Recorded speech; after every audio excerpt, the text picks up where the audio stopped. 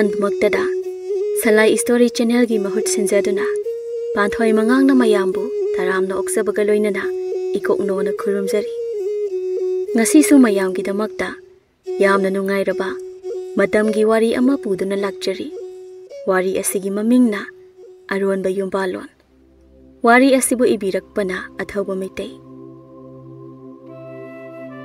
ꯅꯨꯄꯤ ꯑꯉꯥꯡ ꯂꯩꯔꯕ ꯀꯣꯛꯉꯥꯡꯗꯣ ꯍꯧꯖꯤꯛꯁꯨ ꯃꯍꯥꯛ ꯊꯣꯡꯒꯥꯜ ꯍꯦꯛ ꯂꯥꯟꯈꯤꯕꯒ ꯄꯥꯈꯪ ꯑꯃꯒꯤ ꯄꯨꯟꯁꯤ ꯃꯑꯣꯡ ꯍꯥꯏꯐꯦꯠ ꯃꯥꯜꯂꯤ ꯎꯕꯗ꯫ ꯀꯣꯛꯉꯥꯡ ꯌꯥꯝꯅ ꯁꯤꯡꯉꯤ꯫ ꯃꯥꯒꯤ ꯁꯥꯖꯠ ꯂꯤꯆꯠ ꯏꯃꯨꯡꯅ ꯁꯨꯛꯈꯪ ꯈꯪꯕ ꯉꯝꯗꯦ꯫ ꯃꯥꯅ ꯇꯧꯔꯤꯕ ꯊꯕꯛ ꯃꯥꯒꯤ ꯅꯨꯄꯤꯗ ꯈꯪꯍꯟꯗꯦ꯫ ꯑꯗꯨꯒ ꯀꯣꯛꯉꯥꯡꯅꯁꯨ ꯃꯥꯒꯤ ꯅꯨꯄꯤꯕꯨ ꯏꯁꯦꯟ ꯁꯦꯟꯅꯕꯤꯗꯦ꯫ ꯅꯣꯡꯃ ꯀꯣꯛꯉꯥꯡꯒꯤ ꯅꯨꯄꯤ ꯊꯣꯏꯅꯨꯕꯤꯅ ꯃꯅꯦꯝꯗ, "ꯏꯃꯥ, ꯍꯧꯖꯤꯛꯇꯤ ꯅꯆꯥꯅꯤꯄꯥꯁꯦ ꯃꯁꯥ ꯅꯥꯜꯂꯗ꯭ꯔꯥ?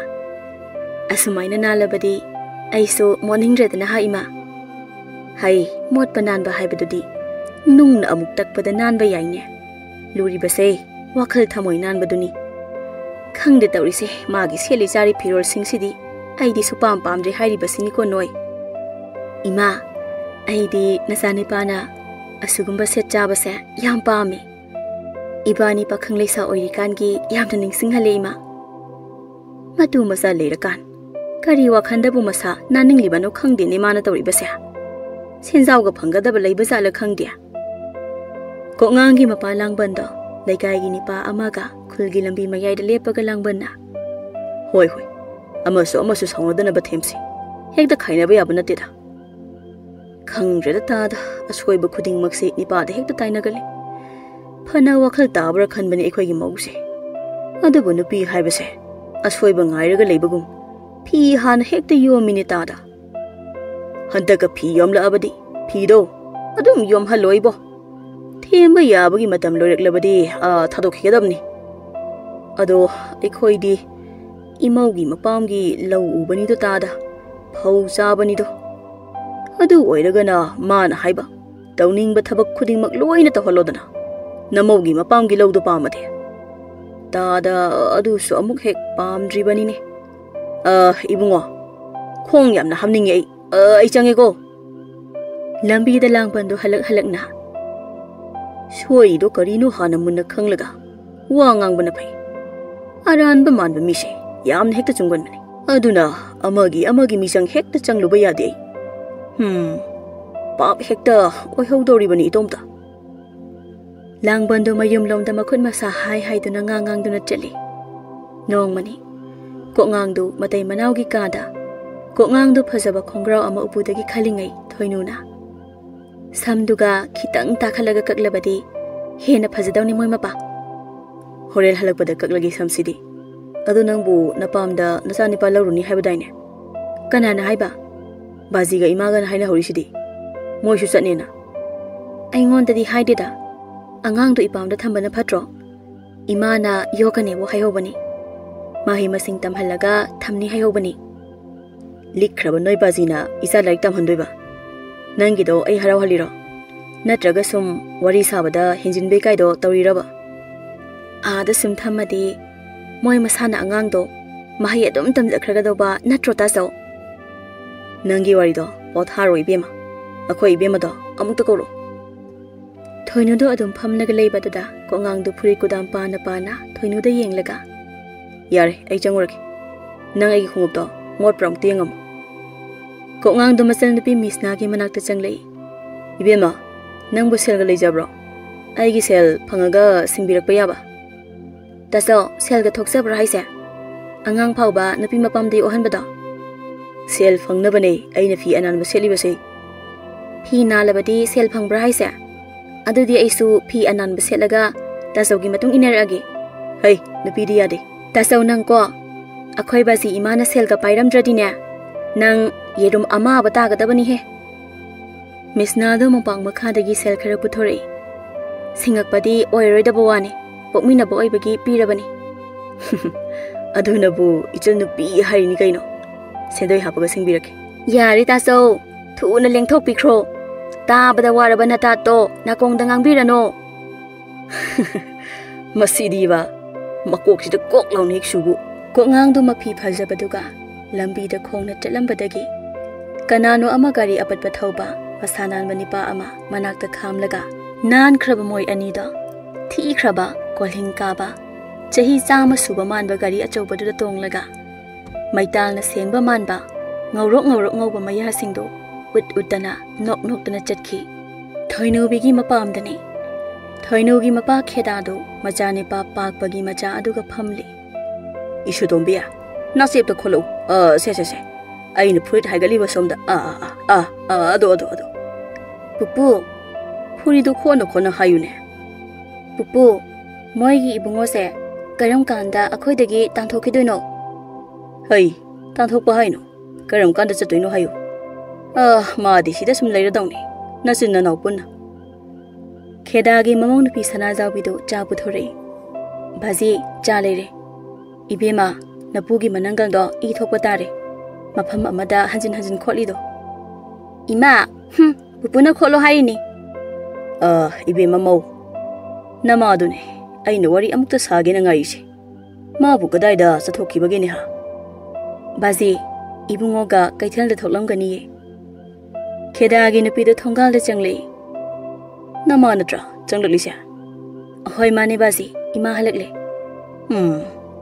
mama nang bu na sunu pa do puraga koilot adum lotana leirage haibro ha law wari sasi kheda gi nupi angau bi do changle kari wana sadoi bo mapa akhoi be magi angang si kayam kuina thamdori ba masidai sida khara chauraga thillasida moi mapa hai madu yaba nate yum ama pan bada angangi mathaudang yamna chawi angang leitaba haibase ani do yumban mari cheloi amaduna mafina liba kari bu honari bu sinpham no khangde aduga nacha nupi duna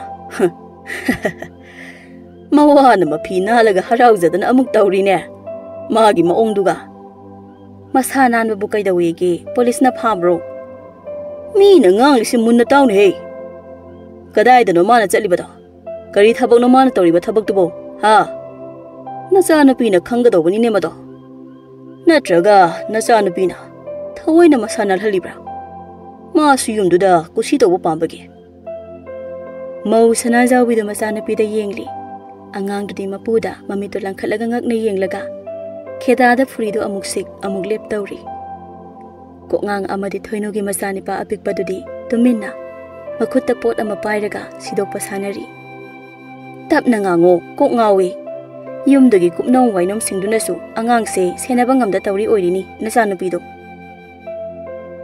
kheda na mamau da tapna akoi pakpado hek lakpaga aiga wari sagadaba lei khara hayo hoi baji ai soidana haijage mama migi masadi ni pane aduga nacha nupi su aina magun khangi namidangni sana jawi do mapure ba pakpaga wari sari baji ga wari sabada tapna sauko tamsa yaro he aidi hane hekta lakholaktoi ni baji do ngasine hena sauki bani ko tamsa moigi du bo ei kari hayo haibno sana angang sibudi ko ina leminarak nungsi haibu moin aikhoi gida chaba thakpa watana sida thambani haibro sunata akhoi sena angang sena bangam dabra sunate ado baji da hayo aisu angang se yamna di nungsi adoga baji na haiba sisu summe angang sina sida thamlaga moi anina ada kari tawri bano haiba mali baji gi se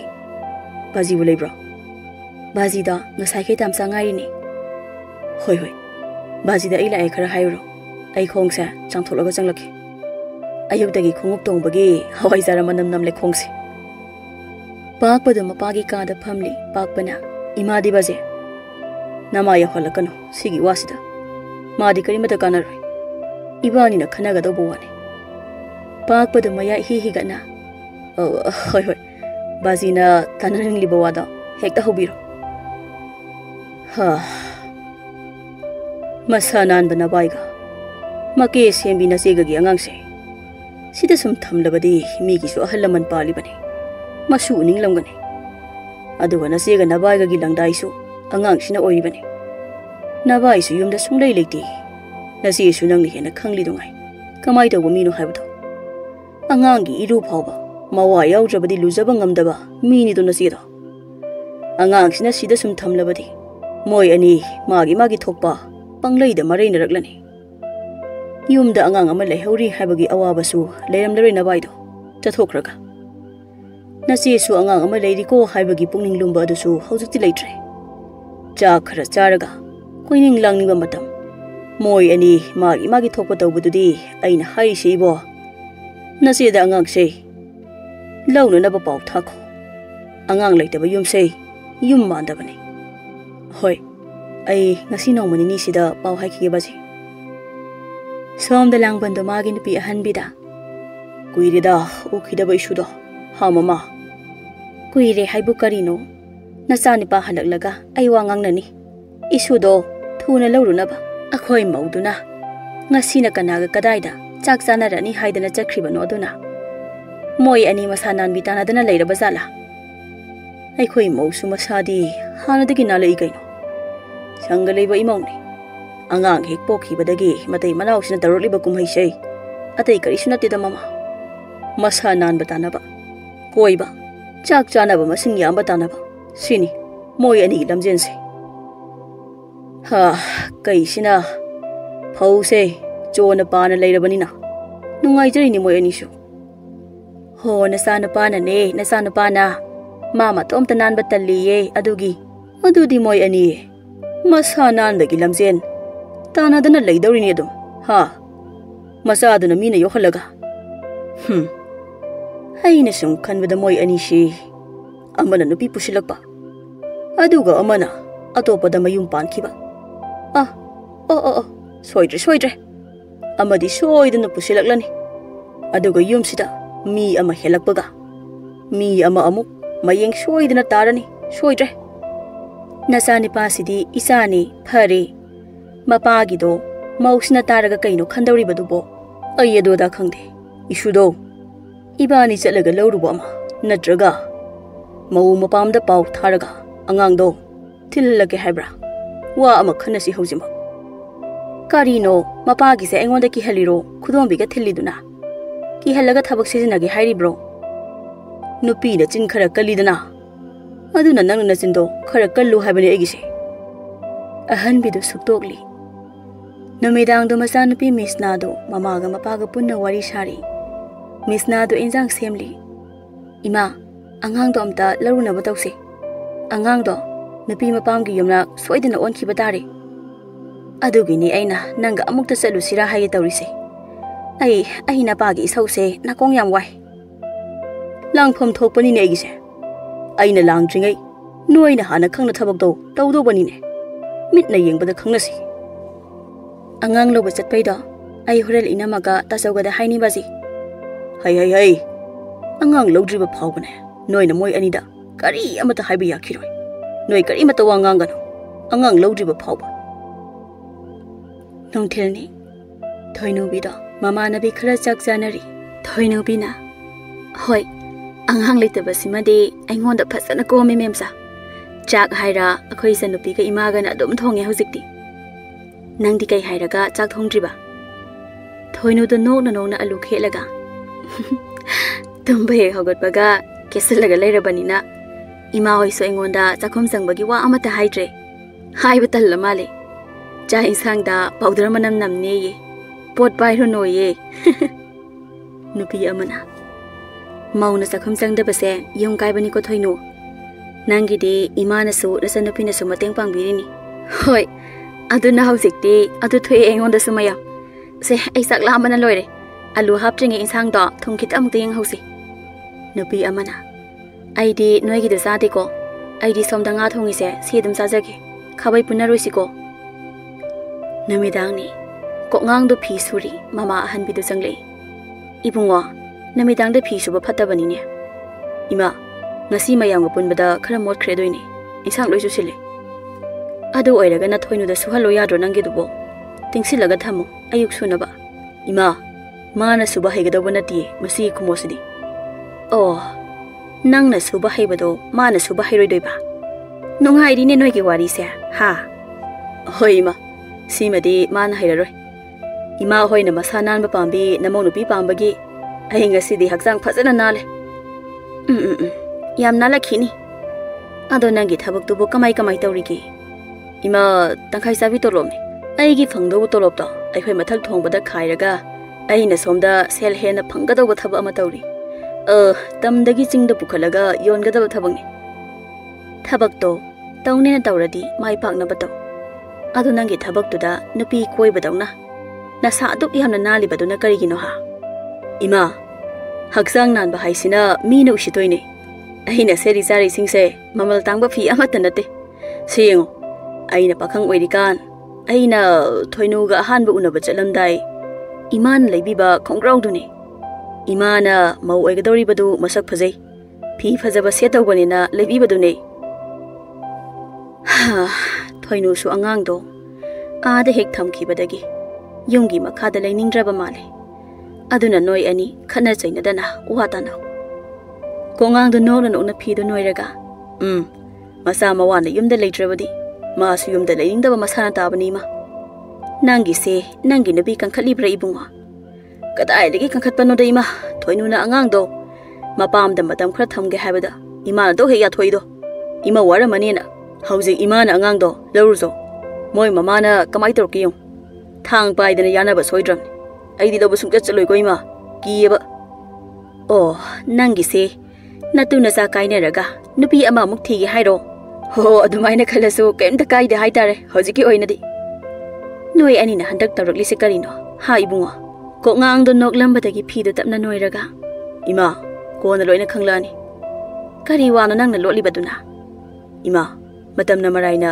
phongjarak lasani se phi se thado bane ima na khara mukta phogdo piramo mangol gi phi phofom do da na medang da phi phobu phatte khudeng sita dum tinglamo amoi pasu hena koklani imung da thoinu pi adudi maya do karaga na khoklaga long ne hibli ko ngang do phamang da lepaga magi na pi thoinu bi da momon nok na yenglaga khutum se kaya na thina tumli banu na se ai gi na pi oi bagi ki ba khara pharabani atopana ga urabadi khangdan loidori pone hai thoino tabro khite sangsilu se ai tumlake thoino do mamang oi mahawai talle ai di nai sabi dauna leiba pame e nangi namang sidi malem sida khwai digi nungai ba mangdo tare ni ha ko ngang na thoino do khare insilaga tummi ko ngang do long ni hiplaga thoino bida amuk su yengli aduga ko ngang do tumthaki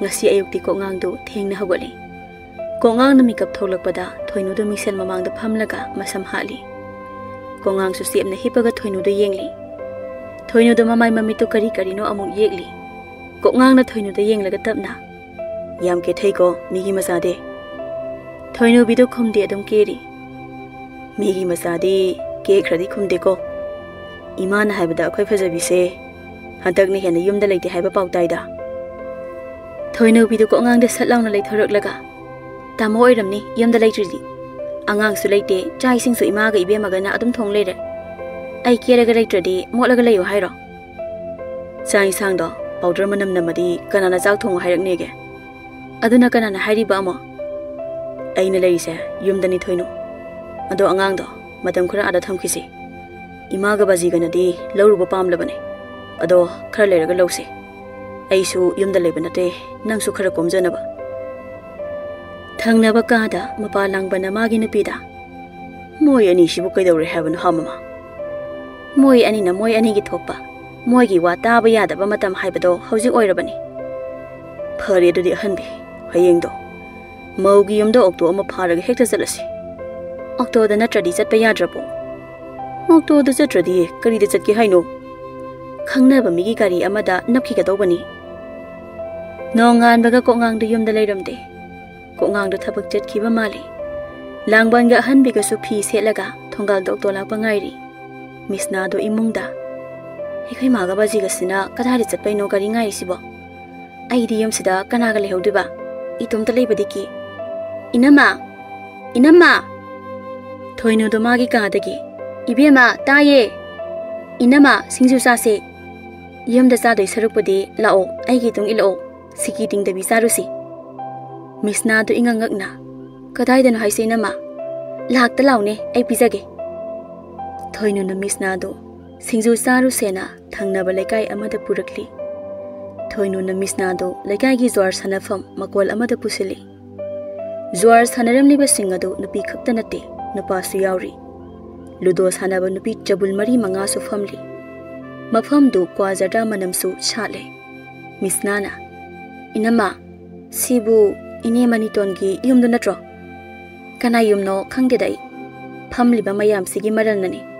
Jeki phasakraba yum mathol se sabangam libase. Lao ibani gi thaba haurasi. Inama ai sida changwanga moi. He lao ai khoi di kemta yaure. Ludo sana famda famdaw bani. Aduga singju sadarini. Ai di changwanga moi. Aduga inama na taram liba maong sina ima bazina khanglaga kari no haidise. Tasauna khanglaga na kari khandoiba. Misna thoino gi makhutu pairaga. Lao inama nupa sumay amama yauri. Yusu yuan bamali yumse yunam nami. Misna khusu thado amta. Asaba athakpa mina sasano thaksano. Aina yaudraga loire. Sidan nangna ima bazi na mutarukli duna kari haininglino. Kari no inama. Mahangda tariba mayam sibo afabane khaliro inama kise. Misna ga thoino biga khanabado mafamadu lairiba oktaba mayam duna. Juar sana sana na yengnari. Sel thanaraga ludo sanariba nupi singadusu moi anida yengli. Yu puthorokpa yumbugi halnabi amana. Thoinoga misnaga da yenglaga. Anauba mi pusilakli bra akhoi thoinogi se. Phanadi yamlamdani mana pusilakli mi se. Maraina yana ba themsarasani. Mi yam ngambani masisu. Zuar sana sana na yu thakli bani ba amana. Thoino su fazai aduga anaubi asi su fazai. Loina fazai. Bub bub loina lauri se. Nakanda ludo sanabi nupi amana kwa saina saina. Pa amadi he question loibungo amadi lai sabi oirini. Itaima aina sida lairakpadai yumgi nupi angang uraktaba tha hairamlani. Aigumladana mawasi sumawa leitaba mali. Aidi mawsoina pame. Lai sabidi itha thajade. Aigi phibam saban sida yarakani haiba.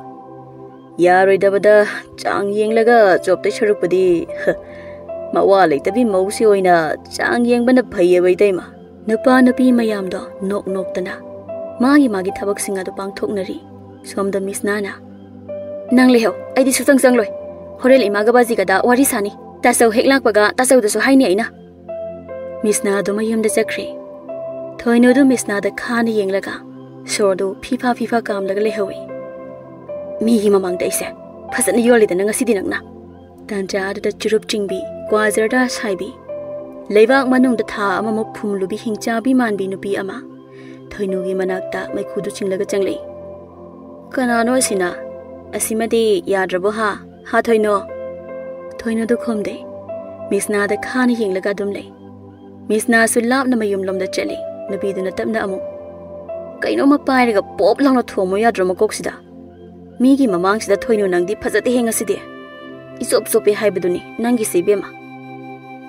Nupi duna thoino da I hapchilubadagi. Thoino do I hena haigat kre. Thoino do maya do karak chiklaga khutum do chena tasali. Som da langbanga ahanbiga do thoino gi mapam yaure. Kheda di hal anina lakpagi maram khangbana. Sumang da phamlaga. Thongalam da changlak liba langbanga ahanbiga da yenglaga. Dari bramau. Leita bazala khumdri basiba. Ibai ise lengshin biro. Langbana kheda da pakthari. Jai ishenbu. Kheda supak thari. Yai fari bai. Ahan bidu khawa lay duna yenglaga. Isudi ude na moy mapuwa. Ngahak leraga ujarak lasani ahanbi. Ishen. Takpi yui bai. Aiga na siga na laklibase. Atay karigi sunati. Isudo ay koy na amuk yoksirage haigi haiduna lakshari bane.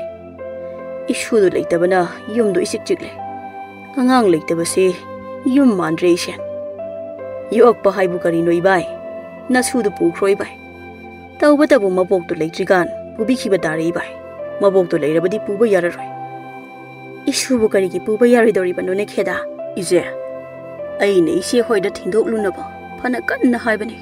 Adubu nongfung ngan badagi numit taba phawba. Masudo. Koi puraga chattana leibasini ne mana. Ishen. Madudi phatida. Yumda ishen gisu isu amasu leiri.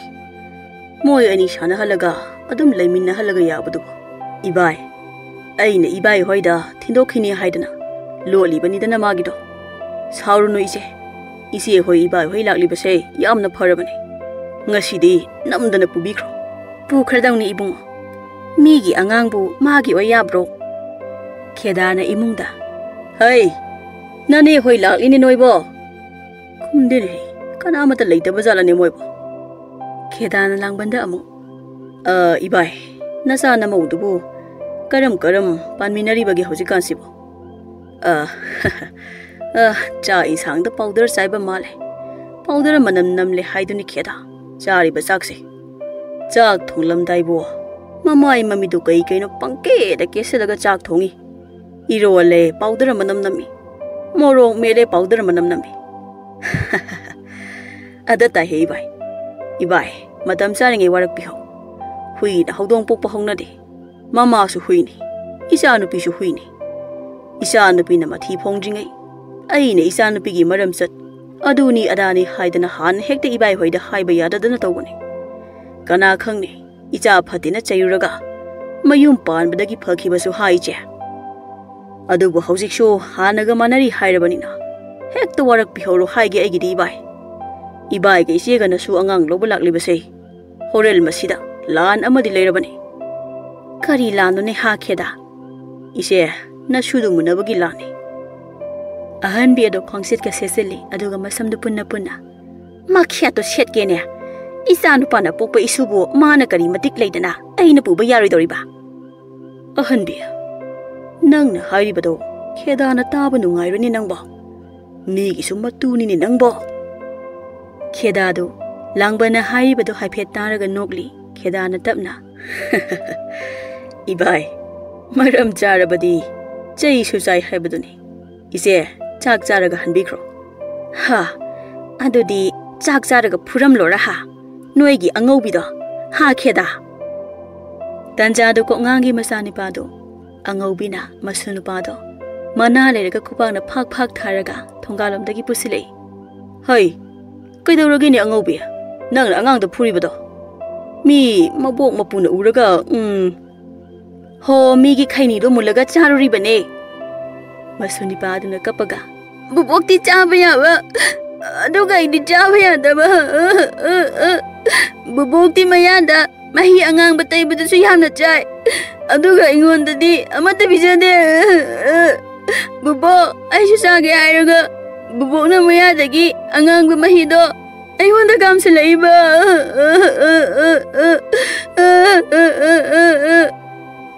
Ahan biting asay makai ika na leibaga. Hera, sa amom nang naso, ay gi isu da kaini biza basardana, nang. Ahan bido angaw bitam na panegdo, takalaga. Mamit manato lang tuklaga hota na sinsinki. Angaw bido sukutum gataraga haipet paktaraga, ahan bida kina yengli. Ahan bina angaw bigi masamado taplaw na paiki. Ahan bina. Isu tomba, napugi kauda yong biri yahobani, tuuna lawruso, maya asda makumdo namge. Kari, nang isu da kaini biza batamba, nang, nachin bando, hai! Angaw bina. Kari no ije, kubaw to yam na ye. Ay na biza banate hai dana. Nasu na megi do mulaga chaki bane. Maduna na laikay sasadana koi pupu padagi, lamdon na ragi ban natabran hai, ha? Hoi ije. Ay, ije na hai bado chumdoi ni. Kari no moy mapa, tada. Kari no noy na yeng do na dom lai biri bado bo. Ije, ayo. Ahan bina angaw bigi masamdo kan na pairaga. Machin bada kubang na phak thazili. Angaw bido. Yong na keba mana. Mamay mamito pung pompomi. Angaw bi nga sidi ahan bina phazana totpirami. Pagpaga magi nupi ka do ngasay makay cheng takpa chetlu bamali. Macha nupi aduga moy ahum na cheng puraga halakpada. Mamagi oiram liba phibam do ubada. Pagpaga magi nupi ka di. Ahan bilang laba mali haiba khangle. Kok ngangi masa adu sulay ramdre. Khedado. Yong malaba angaw bigi managda tamin na pamlaga. Ngasi mari mangani di nang. Yong adum mankini da angaw bi. Nasari pa hoy sulak lamale. Angaw bi do yong haipet man na masin bando pomlaga. Mai se amuk da kumbira umapa. Izat ki wapam ni. Masun nupi na mapog da kudong biti laga mamada. Ima, tu! Pupuna yong ama phare. Bema yong nate nabok ni he. Somda namidang do thoinubi do yu tap tap makai ngauraga mayum da lakli. Aduga kokngang duna mitsnaga mangolda thoinu halakpa ngairaga leirami.